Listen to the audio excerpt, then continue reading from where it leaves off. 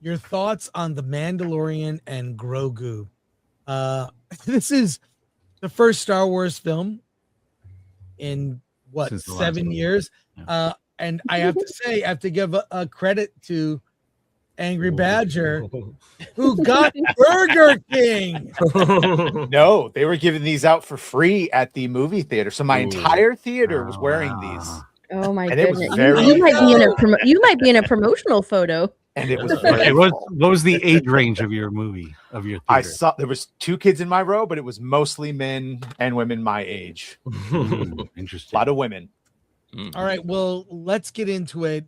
What you guys think, and I'll bring up Rotten Tomatoes in a moment. Let's go around the horn. I assume everyone saw it.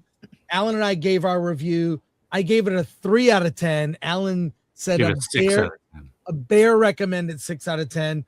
What do you guys think? Let's go around the horn. I gave it a 2.5 out of 10. I was bored. I almost walked out of the movie. Wow. And I don't walk out of movies, but I literally stood up to get up and leave, and then I sat back down. I was like, this is, and it was during the Babu Frick Grogu adventure. That little. You mean the best part of the movie? Yeah. I was done, man. I was all right. This is getting because I was bored up until that point. I was just bored, and now now I'm annoyed. All right, now I went from bored to annoyed, and I'm like, I got to get out of here. And I was like, I got to do it out of the theater, and then the job started coming in. I'm like, all right, let me finish this thing up, and there it is. So okay, let me note this down. Derek hates things that are cute. All right. It's funny that you said that you were bored and annoyed, because that's exactly how I felt watching this movie. I was incredibly bored, and that part did annoy me. Now I am like, oh, baby Grogu is so cute. I can't stand that character. And I was really annoyed with it. It took me out of the movie, especially when it was building its little hut, because he doesn't move his fingers. It's just like a lot of padding, just like this, like with his little fake hands. And it literally looked like someone was taking a puppet and going up and going down and then going up and going down. And it was just very boring. I didn't really give it a rating, but if I were to rate it, I guess like a 4 out of 10. Kids might enjoy it, but I wouldn't waste your money on it. Wait for it to go to streaming, which is where it belongs, because it did feel like 3 or 4 episodes of season 4 of The Mandalorian mixed in together. You can literally feel where the episode stops and starts. You can see that the whole Baby Yoda Babu Freak part was supposed to be like a whole episode dedicated to that. Like that's how it feels. It was just incredibly boring. It was so boring. Wow. Brawler also. Well, yeah. I want to get Brawler in on this, because you're old enough now that you can actually see a Star Wars film in the theater. Actually, you're close to the age it was meant for. Yeah. No. Well, you know what? Gosh, I went in with very low expectations. I loved. It's crazy saying this, right? But I grew up watching Mandalorian.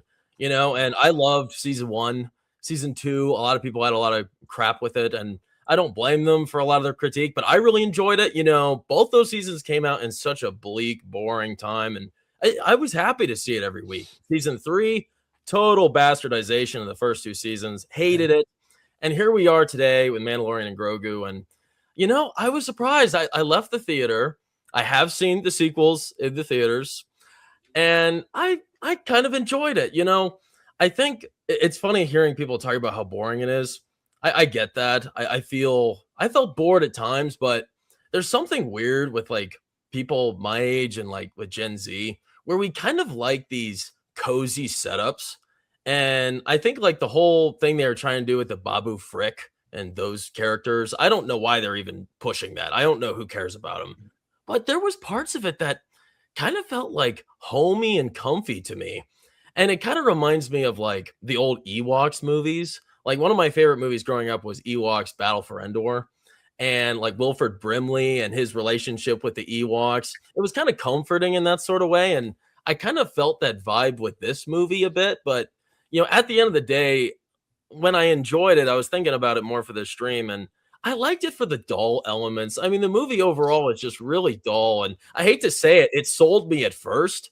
I was happy, and I was not disappointed that they weren't pushing any kind of agenda. They didn't have Bo-Katan in this, thank God. I can't stand her and what she's done to the Mandalorian.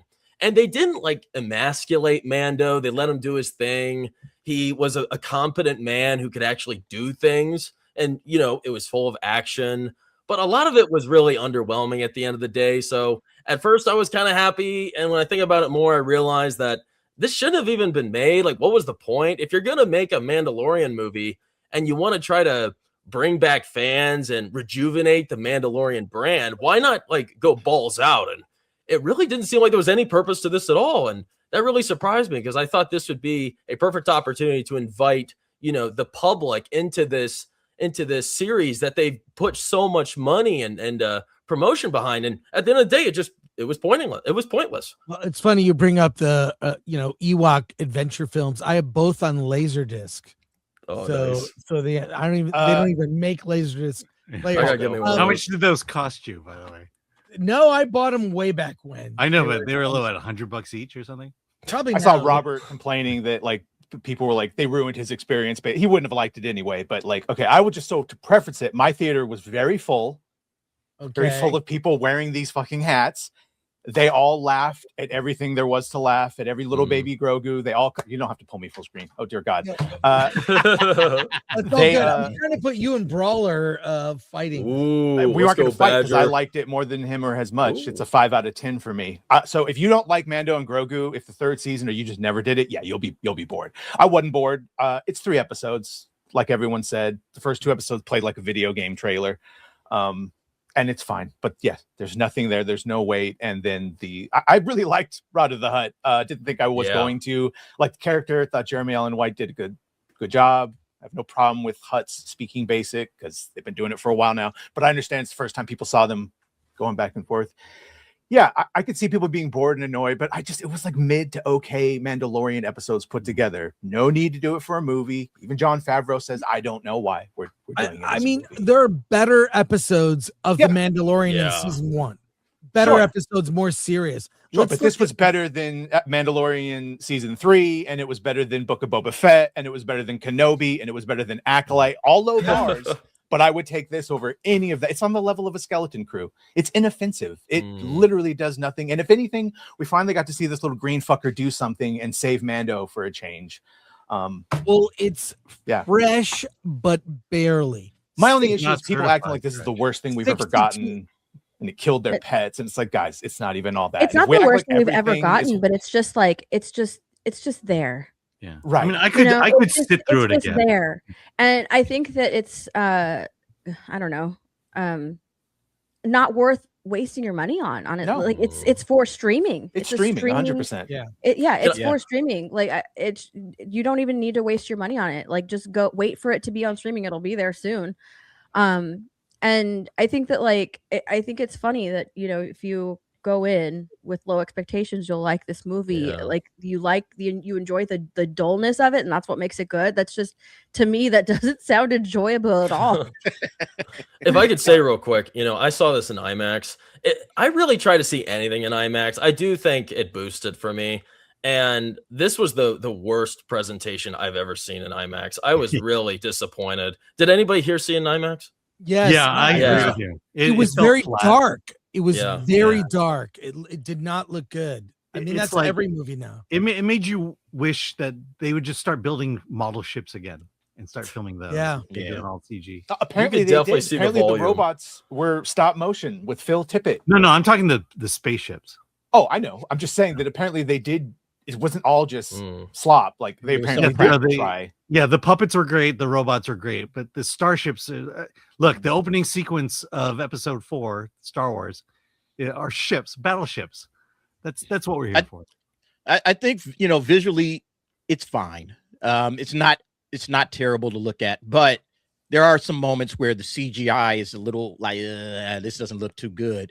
But the main problem I got is the story. There's not a story that I care about. There's not a character I care about, and that's the big problem. Is that when I go back to Star Wars, I look for characters that I'm interested in what's happening with this character, what's going on with Luke, what's going on with Anakin, what's going on, behind the scenes with the Emperor. How is he trying to pull strings? Things of that nature. That's what I'm looking forward to when I walk into a Star Wars movie. There was no character in this at all that I cared about. Was there cute stuff happening? Sure, there's a lot of cute stuff happening. Babu Frick and, Baby Yoda on their little mission to save Mando. Sure.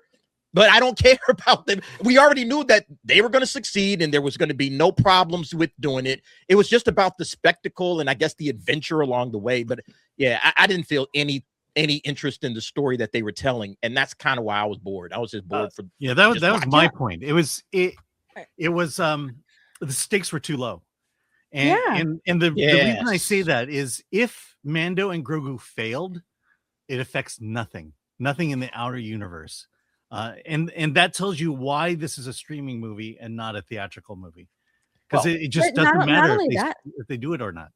The stakes are very low, but they're in no danger, like at all. They're going to get out. They're going to make it. Like I don't know if I went in with like, oh, they're going to succeed, and there was like no doubt in my mind that, oh yeah, Mando's in no danger. He's not going to die. Something's going to happen. He's going to save him. Maybe the predictability of the movie like ruined it for me. I'm not sure, but it was just there. It was just that's why I say it's boring. It's dull because it's so predictable. You kind of know that like, okay, Grogu and them, they're going to save him one way or another. And so you didn't think Mando was going to die in the third act or the third act? No. But see, that's even more than that. Real quick, just the whole plot was we got to get the Hutts were trying to get Rada because they wanted to kind of get rid of them and so they could run the Empire. I'm like, weren't you already running the Empire? Like you guys already had your little Null Hutta Empire, cracking and everything was good and you were controlling things. And it's like, and Rada, he didn't want to be a part of this. So it's like, I don't understand, like, even from that standpoint, like what is the purpose of what it is that everybody's trying to do? I'm lost here because they're greedy. They want all of it. Yeah, but they already had it. Nobody. No, they had Null Hutta. They wanted Tatooine and the other Outer Rim planets. Which they had. I don't know. That was like maybe the lore pieces that I remember need. Book of Boba Fett. This is Fennec Shannon. They own it now because there's no heir. Don't bring that up. To take over, so they wanted to kill him. I'm sorry, I asked. Oh boy. Sorry, I explained the fucking real thing. Here's the thing. I keep seeing people blame Dave Filoni, and to be sure, he has a lot of it. This is written by Jon Favreau. It is. We need to start blaming him more for his decisions because they're just as bad, if not more. Because at least fucking Filoni knows about the universe that he's ruining, like, which is worse because he knows what he's doing. Favreau's just like Lizzo. That was all Favreau. He's the one that says this wasn't season 4. Motherfucker, this was season 4. Even the main villain, the Ace of Staves that they're trying to get to do this whole video. It was a video game movie. He said that he was supposed to be starring in season 4. So really, yeah, he was supposed to be the main focus. So this is just season 4 with I know we called it filler, but like the actual filler taken out and the 3 main episodes we would have gotten. Like, again, the biggest plot point is that Grogu finally did something. We see he's not retarded. He can keep him alive and blah, blah, blah, blah, blah. But again, that's nothing. And Steph is right. They got to update this puppet. It was funny the first time when they threw it and he's supposed to be jumping, but the digit manipulation, someone just holding it just takes you out. Babu Fricks, those are way worse. I get it. You don't want to use CGI. You want to do the little effects on Grogu. I totally get it. But just do his fingers. Like just do his fingers because it looks so silly. It just takes you out of it. Yeah, but everything else is. I mean, the Djarik board match I was fine with. It was fine that they used OG characters, which people complained about. So you can't win. It's just not much there. Whose idea was that? Was that Filoni's idea? I guarantee you. I don't know about fucking Djarik. It had to be. Filoni's writing skill is doing cartoons, and that's the level of this. Look, the whole thing is no one here believes the 2 main characters were ever in peril. Grogu or Mando were never gonna die. The conflict should have been about something else. That's what when George Lucas developed the story for Empire, he knew the audience would never believe that they would kill Luke. He made Empire not about whether Luke lives or dies, but about whether he might turn to the dark side. They needed to make the conflict something different outside of Mando or Grogu being in peril because we know they're not going to die. They are wearing plot armor. And I gotta say, Literal. Best guilty, guard armor. yes, Yeah. guilty pleasure. I actually enjoyed the side quest of Grogu with the Fricks. I thought funny. It's a bunch of stupid puppets doing dumb, funny shit, and I was mildly They entertained. saved their boy. But that's I the, couldn't that's the say payoff that of the about series. That's the idea that Grogu is now mature enough to lead his own rescue mission. That's the whole point of this movie. Right. Yeah, And but like shit- the Babu freaks were there, right? Those characters were there to go and save their family member or whoever that other one was. Right, and then right. he just happened to escape and find them along the way in the woods. Like they didn't even have to do it. Their thing was over. Now it's Grogu. I was just like, but they still okay, went so they're back not gonna for go and Mando. save him. That story is over. They found him, they found each other, yay, that's done. All right. Do you think the story should have been tied to a larger conflict? Because I know, like, Yes. we critique Marvel a lot for making these like grand battles, like these ultra conflicts each movie, right? And then here we are with a movie, and it's more contained and small. It and was I feel connected. That's the problem. It was this connected. No one movie- cares. Because even if I point out that it's like, well, these are the warlords that Thrawn is going to unite and blah, blah, blah, blah, blah, blah, blah. This The movie first is the order worst. happens. So we know it all fucking fails. This movie is the worst in this way. It's not terrible. It's not bad. It's not good. Everyone is, even the people who are the, whatever you want to call them, shills, they're not loving it. It's mid. It's the mid DeLorean. That's what this is. That's truly what it is, which is the worst. It doesn't advance anything larger in Star Wars. It doesn't set anything up. There were no cameos. It also doesn't pay anything off. And none of the, it's so funny. We were watching like the coverage of the red carpet premiere stuff, and all these women that had been in Star Wars, were there. Bo-Katan, all the actresses none of them are in the movie.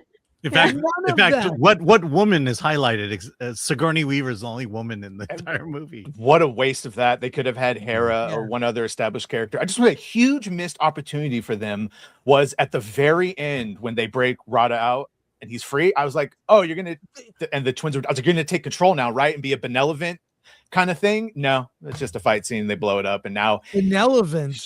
He's it's okay. It's all right. But what do you think of the breakout character of Trapper Wolf? You keep bringing that up. Well, you could buy his helmet. His own you could buy his helmet, Black Series helmet. That's okay. You know what's funny? Like in my screening, nobody recognized who he was. Nobody knew that was Dave Filoni. Everybody was just like, well, did you see a bunch of those Mandalorian directors were playing the pilots? Yeah. Deborah Chow, the one dude. Here's what it's missing.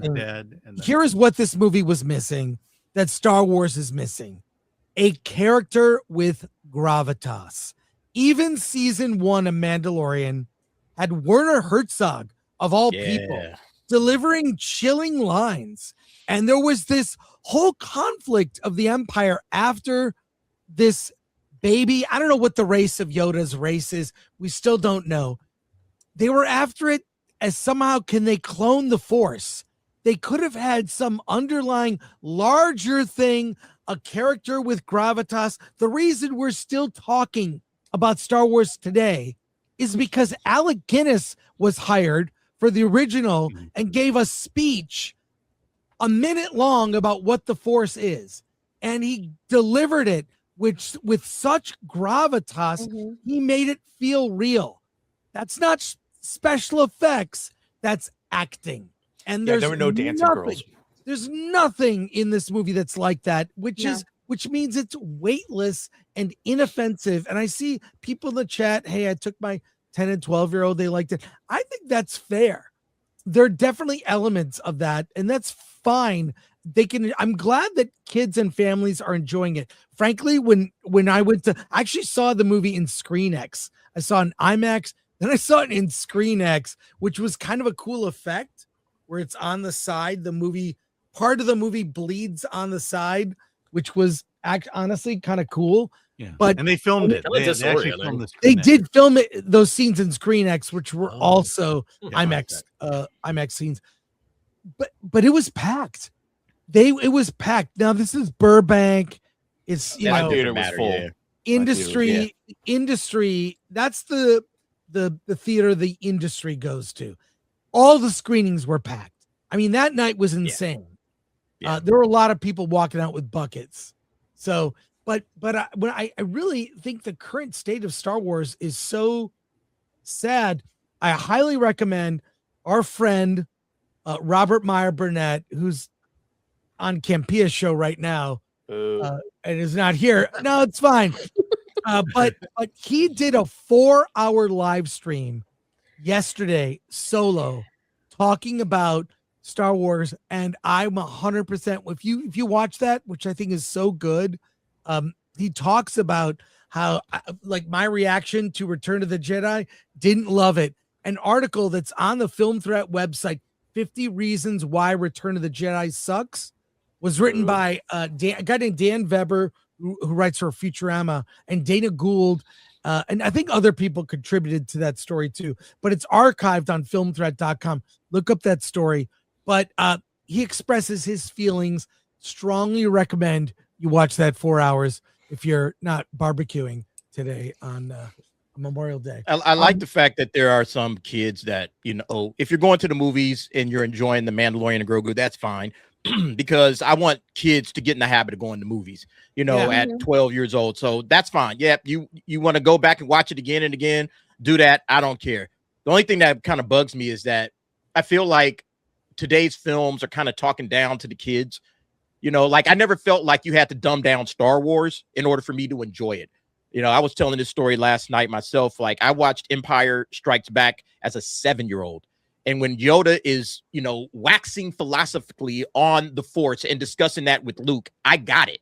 I got it as a 7-year-old. I'm like, wow, he's explaining that there's this larger, bigger world that I'm trying to tap you into. And you have to, kind of understand that, Luke. It's not just about, moving big, heavy things. There's a deeper meaning to everything that we're trying to teach you here. And I felt like as a 7-year-old, I was a fan of Star Wars at that point.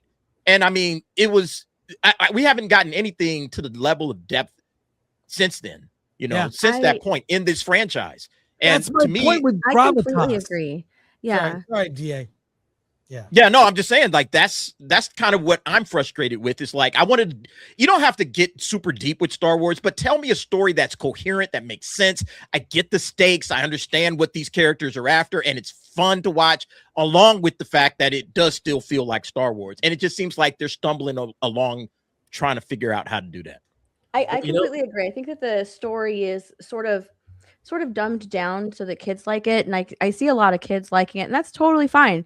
They can like it, but I completely agree that like growing up, we didn't have like the content that we consumed. You didn't speak down to kids. Like going back and watching, the X-Men animated series and Batman the animated series. Those are really good. And I watched those when I was younger with my brothers. And like now, kids have like what is it, Bluey and Coco Melon, and I feel like this is like the Coco Melon movie of Star Wars that kids can sort of like watch and enjoy, but everything is pretty surface level. Like there's I'm gonna point this out, offensive here, or deep, or to make them feel anything other than happy because, oh my gosh, Baby Yoda is so cute. I want to point this out. John Favreau says from That Park Place, John Favreau says he doesn't know why Disney made The Mandalorian and Grogu a movie. Favreau openly admitted he doesn't entirely understand why Lucasfilm selected The Mandalorian and Grogu as the franchise theatrical comeback. He does go on in this a movie.